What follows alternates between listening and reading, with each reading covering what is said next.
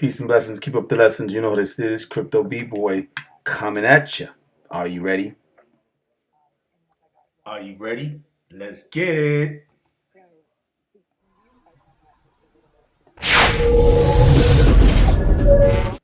Alrighty then. Yeah.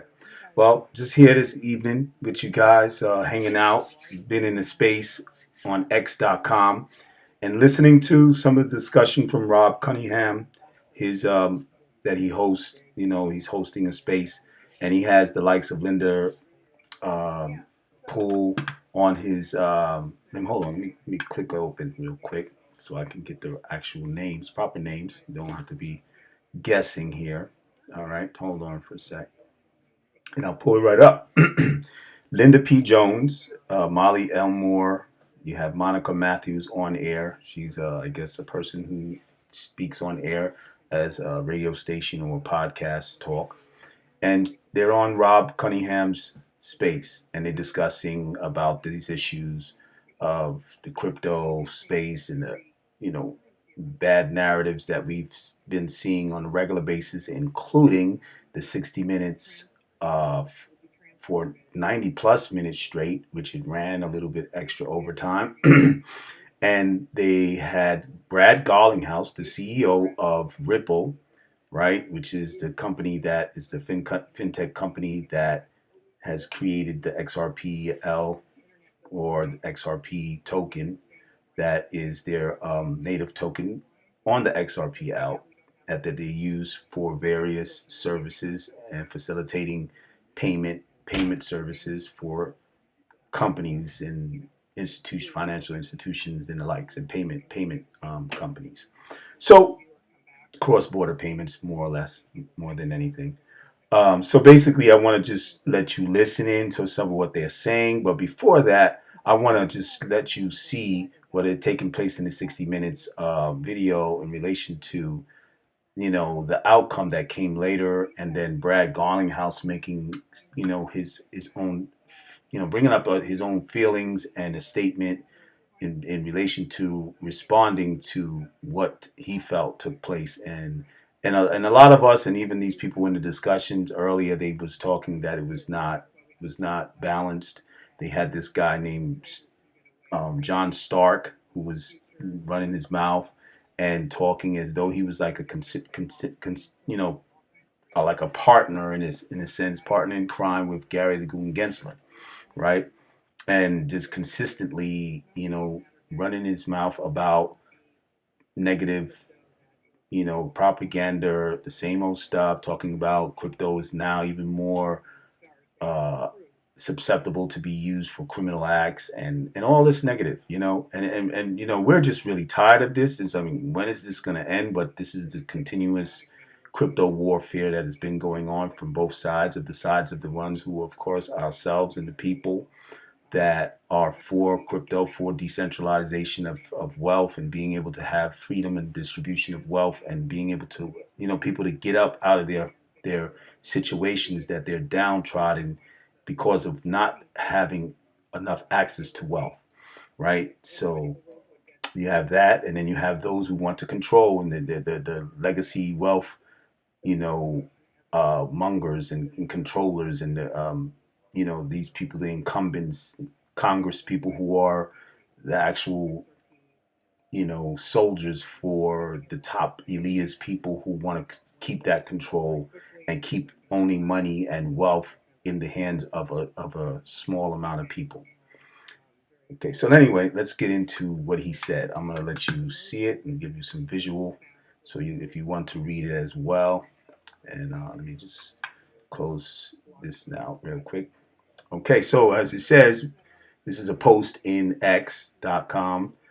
Brad Garlinghouse, he says, crypto made its debut on 60 Minutes tonight. There's no doubt that these technologies will continue to become more and more mainstream, with influence and reach that will only continue to grow. A few things I do want to comment on after watching. I spoke with Margaret Brennan. She's from 60 Minutes for only 90 plus minutes straight. when discussing the SEC's misguided lawsuit against Ripple, 60 Minutes shockingly left out that a federal judge ruled that XRP is not a security. Or is not a security. Gensler's shield, this is what he says. John Reed Stark, like I said, John Reed Stark is his whole full name, knows better despite his comments that 60 Minutes chose to air, right? Lastly, to say crypto has no utility is exactly what the naysayers said about the internet in its earliest days. That it's nothing more than illicit activity. That's all they do because they want to keep that narrative, negative propagandized narrative on crypto so that people can stay away from it.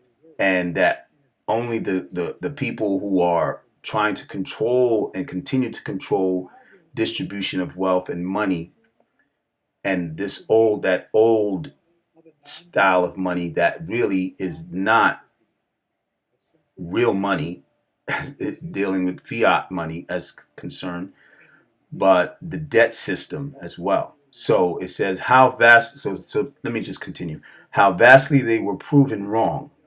Right. This is what Garlinghouse said. Today, even J.P. Morgan, that was one of these. One of these guys is coming around on blockchain. All right. These guys, J.P. Morgan, BlackRock, the likes of these Vanguard, all these different major asset companies or financial institutional private companies that are conglomerate, big time companies that own a lot of asset.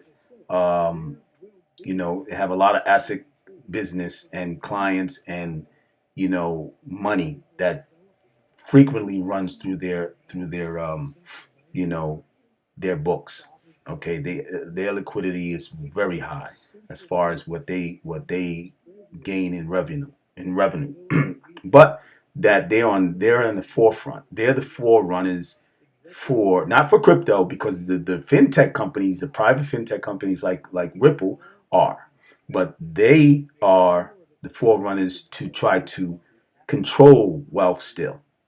Okay, and so they have been pushing and weaponizing like the SEC and politicians like Warren, what's her name, Elizabeth Warren, Senator Elizabeth Warren of Massachusetts, right, who won again. Unfortunately, our man John Deaton didn't win, but anyway, uh, they're still trying to control, and that's all it basically is. And he says in the parentheses, conveniently, 60 Minutes also failed to mention that Ripple is doing billions of dollars of KYC transactions for our institutional customers, leveraging XRP to move money cross border more efficiently than traditional payment rails. So they didn't mention any of the positives. They mentioned the negatives, and they kept bringing the questions as they do. And this is how these people do this mainstream media. So, but anyway, let's listen to what these people are saying at this point in time, and let me let you listen to that. Just give me a quick minute. I'll get back to you on that. All right, hold on for a sec. Okay, turn it up, and then you can listen. That's because the SEC won't allow it to happen. Right. The moment there's regulation and clarity and accountability and reconciliation and transparency in the system, the banks die. Yeah, The banks, as constructed today, can't exist. I agree, and I think with clear regulations, right? as someone who probably represents more of the normies in this space, I would say I think what we have is a language barrier. And like for instance, Linda's using the term CBDC, President Trump, which is true. I mean, that's exactly what nations are doing. You have just given us the 10 reasons why that should not be the case. Like we should not refer to it as a central banking note or entity, if you will. That is more of the boogeyman. Okay, so to the common listener, it's like they're confused, right? And what did I say in the space in Patriot space just the other night? A confused mind is always going to say no. So it would help, I think the Fit 21 Act, thank you, Linda, for highlighting those points, because I couldn't find it prior to the space to just kind of be able to touch on it. But I think it would help if we were all speaking the same language. Also, bearing in mind, I think, Rob, you guys are on point, you, Molly, Linda, and et cetera. But because this has been your focus, right? This is what you do. This is what matters to you. 9 out of 10 Americans have just been kind of going along to get along, plodding along. My 401k, like that's the only language we know, right? And it's almost like you're telling people who have only known one set of parents as their birth parents their entire life that, surprise, your dad is not really your dad.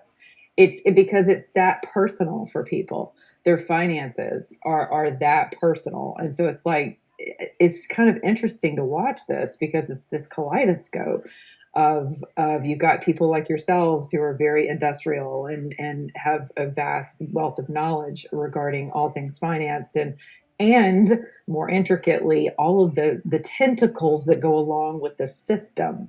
Then you have the average consumer who has no idea how to piece all of this together while trying to make peace with the fact that everything they thought was reality is not real. And so there's a huge societal disconnect there that I'm trying to help bridge that with my own audience, and I have a lot of compassion for it because I too listen to some of these terms and I'm a wordsmith. So the words matter, right? They have to have weight or they don't matter at all. And when you're talking about people's money, Linda of all people knows that. It is like their child. I mean, it's a family member. It is part of your very fabric. So yeah, I hope we can, as a collective, that you guys can create more of a glossary around the terms that we need to become familiar with in this new linguistic endeavor that we're all on. Did you want to go to some of the people who have been waiting in speaker position, or did you want to go to Molly, or how do you want to proceed? Yeah, please, let's do that, Monica. Why don't you call on the hands? Maybe you Okay, can pay cool. closer attention to who's been waiting. Yeah. It's all good. I think. Oh no, did we lose? I think we did lose him. That's okay. Maybe he'll come back up. Conservative, you're still in the space. I apologize. Come back up. But crypto, you are up next, and Medici. Thank you.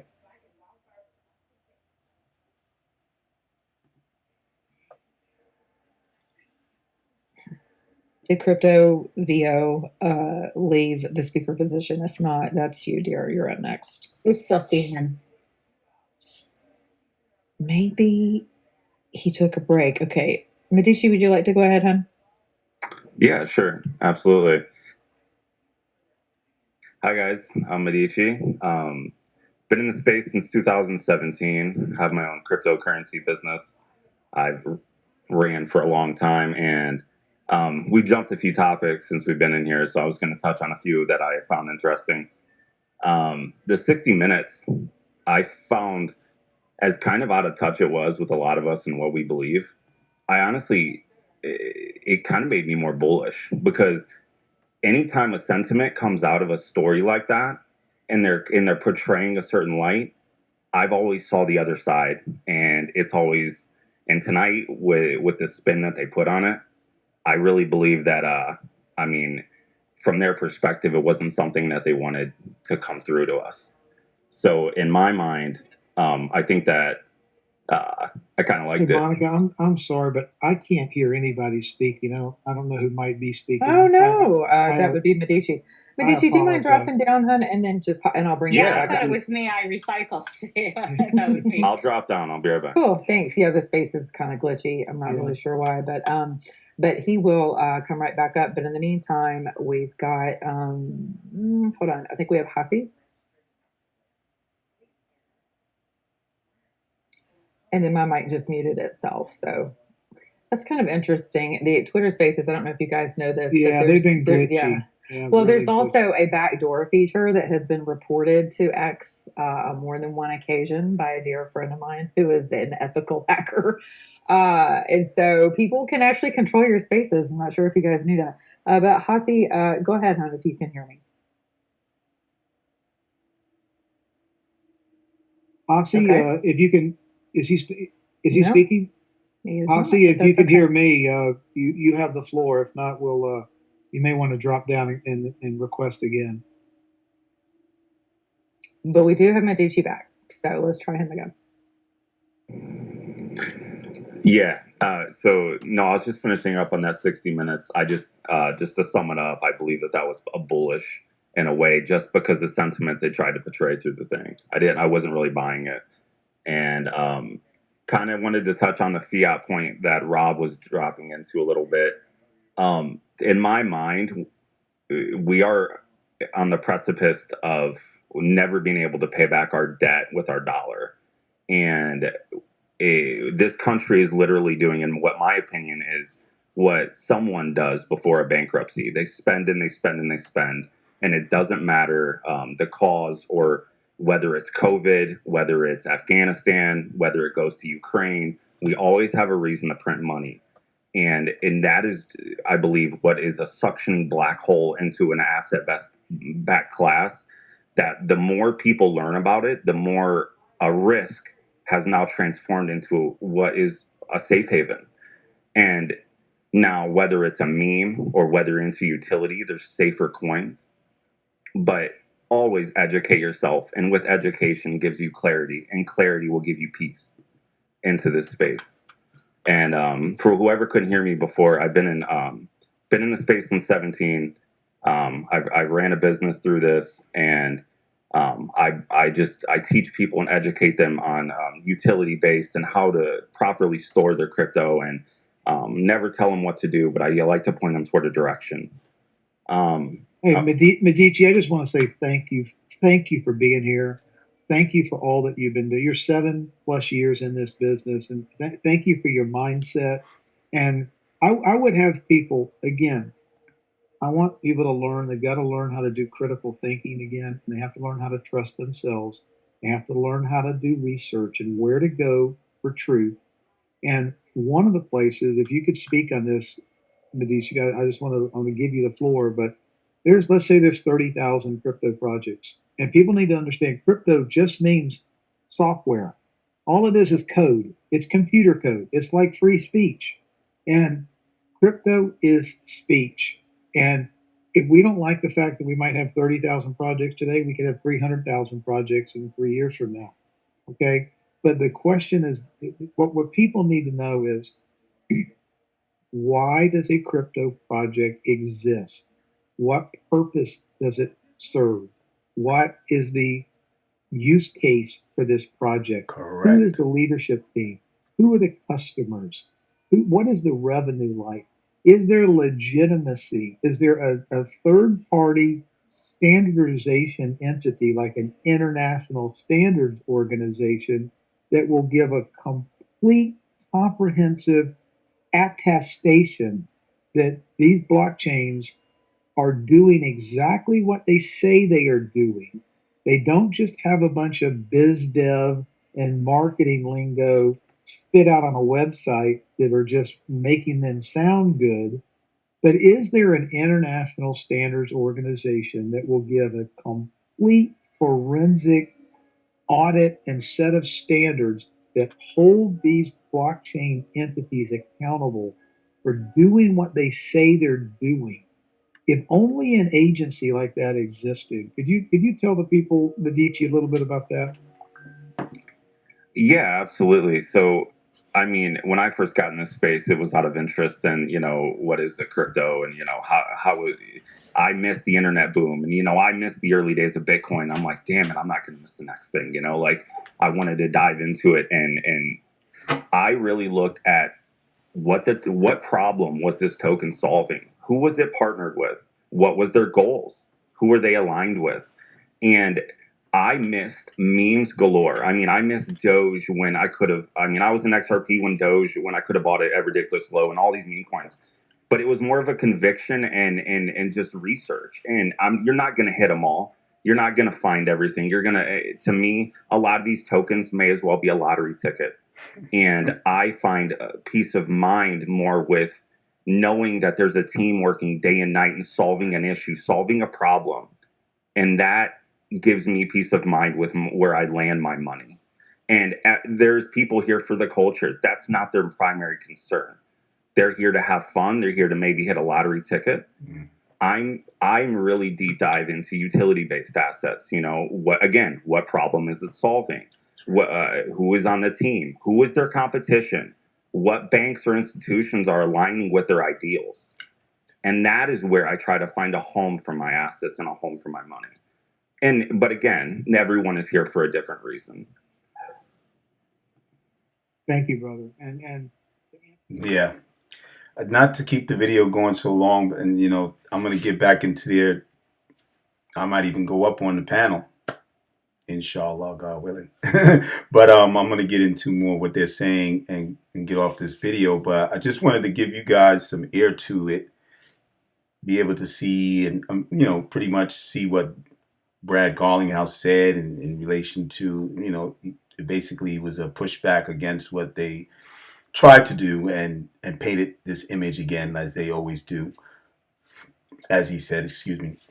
And also I would have wanted you guys to listen to hear what some of the people from the crypto space that have been around for years, like this guy, 2017 he entered in, me myself 2020, but some of us have been in for years involved in the investment of crypto and then getting deeper into the technology and what use case that it has, as he was saying. And we're still early, even though Rosie Rios, who used to be the treasurer, and she signed on the dollar bills that we had, her name before she resigned and then she took a job or took a position to be on the board with Ripple. And she said one statement that is famous and is known as well known: the train has left the station, right?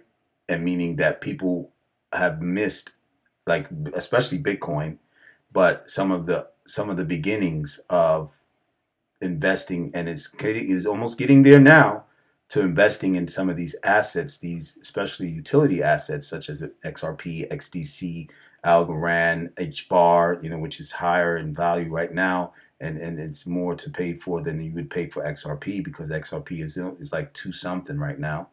So, but these things are going up, and we see what's actually happening, and we see all the whole atmosphere of things that are taking place, the mindset, and what people are discussing in these spaces, places, and channels, news stations, soon to be even more podcasts, discussions, even more on crypto, digital assets, blockchain technology, fintech companies, and business in those areas, in those environments, okay, those eco spaces. So I mean, it's a universe of ecosystems, and those of you should not want to miss this train and get involved, not just to be getting a lottery ticket and getting quick money, but to get further involved. This could help your business. You don't know. Me myself, soon to be establishing consulting about and coaching people how to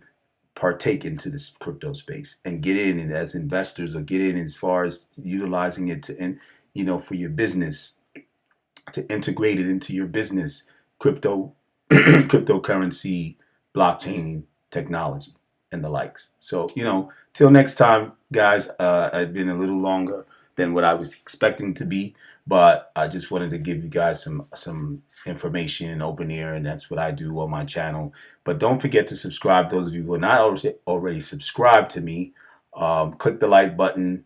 If you like the video and everything, and when you get subscribed, you can get to see more videos that I will be coming with as much as possible, either here in YouTube or in TikTok, and even sometimes you'll see some of my content on X.com as well.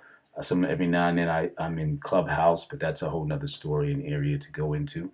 But until next time, thanks for listening, and I'll speak to you guys soon, inshallah, God willing. Peace. Peace out. I said take out. Peace out. All right. Thanks.